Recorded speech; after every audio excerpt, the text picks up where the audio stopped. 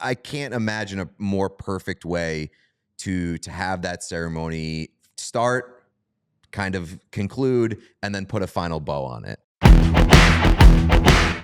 We all knew that the Blue Jackets tribute to Johnny Gaudreau at their home opener was going to be emotional and tough, and God was it. They had an incredible video that they both showed at the game and tweeted out at the same time. So even if you weren't able to follow along on NHL Network, you were able to get it and see it. That was all well put together. We knew it would be. The Blue Jackets are the best in that regard, but the actual scene is something that a good production team and a good video editor, like, you can't do that.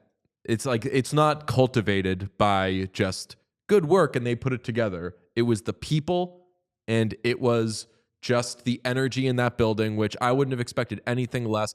Everybody there wearing either a Gaudreau t-shirt or a Gaudreau hoodie, or so many Gaudreau jerseys in the stands. Unbelievable. And the cutting to the family, Guy Gaudreau especially, so tough, and Sean Monahan holding Gaudreau's kids, unbelievable.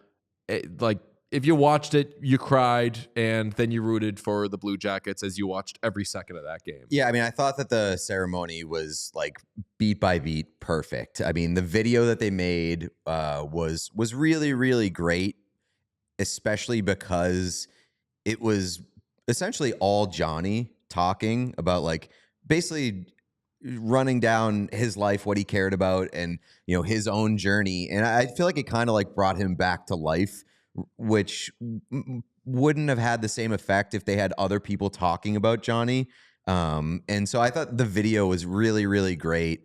The ceremony was great. They're raising the banner, having the family out on the ice.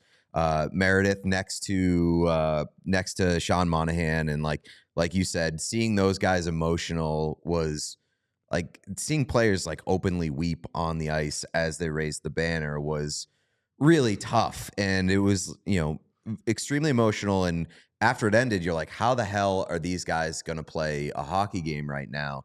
And then you have the video of Meredith Gaudreau saying, like, let's enjoy hockey like Johnny would have wanted us to. And I felt like that was just kind of the perfect way to bring it back to hockey when they needed to. And then they drop the puck and have that final touch on the ceremony, which is they go out there with 4 skaters. They leave the left wing spot open. They send the puck over to the left wing, and they burn 13 seconds off the clock. Like, that was just incredible. I can't imagine a more perfect way to have that ceremony start, kind of conclude, and then put a final bow on it. And for all the tributes that we've seen and we've done, and like they've all been incredible, but this was the most visually that got me, because it was the most visually he's been missed. Because watching the family stand together, like, I got like a quick thing of like, where's everybody else? Mm-hmm. And watching Monahan with the kids, at first you're like, oh, that's so nice, he's with the kids, but like, someone's got to be with the family. Like, his like absence is actually seen there. And then when you go out with 4 skaters, incredible. A great job by every decision and choice that was made. But again, I'll say, just what made it so emotional was the people, and seeing poor Guy Gaudreau. He's been in the news a lot because he's been coaching, and the NHL and the Blue Jackets and the Flyers have been so great with him. But there's we couldn't know, but like, there's no preparing for that. They knew for days and weeks that this was going to be heavy, and you still see how much it wrecks them. And I don't know, like, how much of their experience is like trying to distract themselves as much as they can to like go through life and, you know, push forward. But like, I guess, like, for me, that's sort of been my experience at the beginning of the season. I know all these teams are doing like the Johnny Gaudreau tributes and stuff like that. And for the most part, I've been kind of like tuning out, or like just not trying to avoid it, but not consuming it all, because it's really, really fucking sad. And obviously this one I really was interested in, wanted to see how the Blue Jackets would do it. And you knew it was going to be a big deal and an emotional affair. And like, it was like crushing for while it was happening. So yeah, I would imagine that like for them, like Guy Gaudreau has been trying to stay busy, going on the ice with the Blue Jackets, with the Flyers, and just be distracted. And then you just kind of see how overwhelming it is when like you pour all of it into remembering him. Yeah, I remember after we got through like the first wave of understanding what happened, and you feel terrible for everybody, but I was kind of hung up on like, this is going to be fucking horrible for the team as well, because they're like obviously you think of the family and you think of the kids and you think of everybody, and it's like this is going to be the hardest season any team has ever had, because they're going to get constant reminders and constant well wishes and all these things. And I remember people, I was politely like, hey, like, can we kind of go easy on the team here with like all the suggestions of all the tributes and like do this, do this, do this, do this. All of them were grieving too. Seeing the team, and like there was a shot of the bench and all the different players, like even Dean Evison, who I don't believe. I was just about to say Dean Evison, who is barely keeping it together, did not coach Johnny Gaudreau. Right. You didn't have him in Minnesota. Didn't have him here. Yeah, I don't believe he coached him anywhere else, but like he definitely wasn't the head coach of him anywhere, and he was openly crying on the bench, and that's a guy whose image is like this very tough, mean-faced guy. So to see him crying on the bench was like pretty jarring. And we also got, like, as much as Sean Monahan can let his guard down, it's been let down. Obviously, when he was on with us, he was like, "Oh, Johnny, what a goofball! Oh, come on! Like, I'm just, yeah, I guess he's one of the nice things about Columbus and everything." And since then, he's been kind of the voice for how is the team doing with this and everything. He's new to the team himself. He takes that opening draw. He scores that goal on the rebound, immediately gets up and points to the banner, which the banner, amazing touch. Wouldn't have expected anything less. I don't know if you saw him after the game. Did you see him after the game? Yeah.